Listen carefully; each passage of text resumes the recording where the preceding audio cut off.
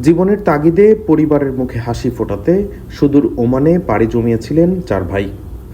চট্টগ্রামের রাঙ্গুনিয়ার লালানগরের চার ভাই রাশেদুল ইসলাম, শাহেদুল, সিরাজুল ইসলাম ও শহীদুল ওমানে একটি গাড়ির ভেতরে বিষাক্ত গ্যাসে আক্রান্ত হয়ে মর্মান্তিকভাবে মারা যান। মঙ্গলবার রাতে মরদেহ দেশে পৌঁছানোর পর থেকেই পুরো রাঙ্গুনিয়া জুড়ে নেমে আসে শোকের ছায়া। বুধবার সকালে গ্রামের বাড়িতে চার ভাইয়ের মরদেহ আনা হলে হৃদয় বিদারক দৃশ্যের সৃষ্টি হয়।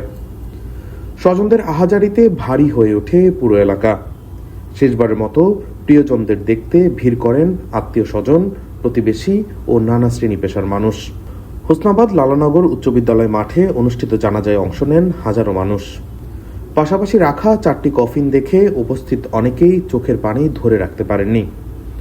সবচেয়ে আবেগঘন ও হৃদয় বিদারক মুহূর্ত ছিল চার ভাইয়ের জানাজার নামাজে ইমামতি করেন তাদের জীবিত একমাত্র ভাই মাওলানা এনামুল হক এনাম।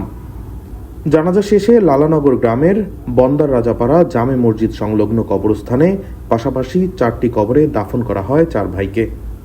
একসঙ্গে চারটি কবর, একসঙ্গে চার ভাইয়ের বিদায়। এমন দৃশ্য সহজে ভুলতে পারবে না রাঙ্গুনিয়ার মানুষ। ডেস্ক রিপোর্ট, দৈনিক ডেস্টিনি।